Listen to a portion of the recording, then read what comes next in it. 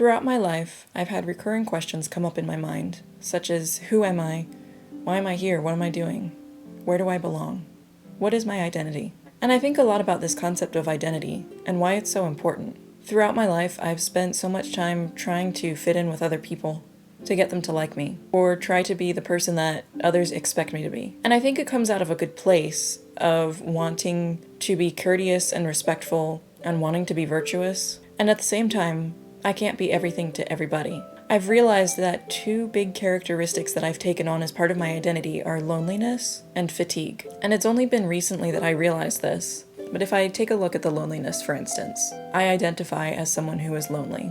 I'm very introverted, and I actually really like being by myself. And so part of me has come to see loneliness as almost an addiction, where sometimes I feel like I'm actually healthier when I'm by myself instead of in a group or in a relationship. And it makes me wonder if that's actually healthy. I think humans are communal creatures, and humans are supposed to have some sort of relationships.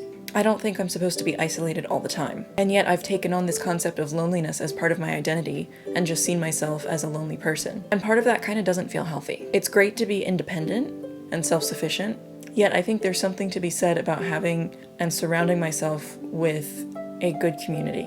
The second aspect that I had mentioned is the idea of being tired all the time, or being fatigued as part of my identity. And it's funny because even when I was back in college and people would ask, "How are you doing today?" I would almost always say, "I'm tired." And I kind of didn't realize until more recently that it's like, man, do I just see myself as a tired person all the time?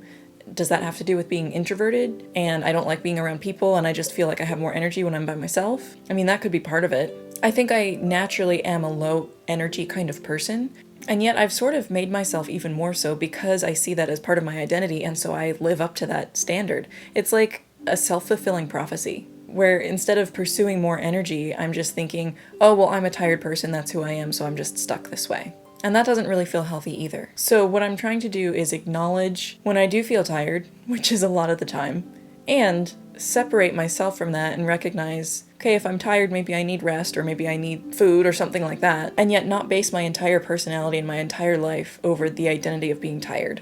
One final thing I'll mention is the question of where I belong. And I've wrestled with this for a long time because, like I had said earlier, I want to live up to other people's expectations and be who other people want me to be. And it's kind of easy for me to fit into different groups because I can just assimilate to whomever, wherever. Yet sometimes it can be just as easy for me to leave a group as it is to join a group, and I don't really feel any different because of it sometimes. And I think it's a very basic human desire to want to belong somewhere. So something I realized this year when I was by myself on a contemplative hike was that where I belong is in the present moment. And if I can be fully present right now, right here where I am, then I'm right where I belong. And maybe that's not a permanent answer.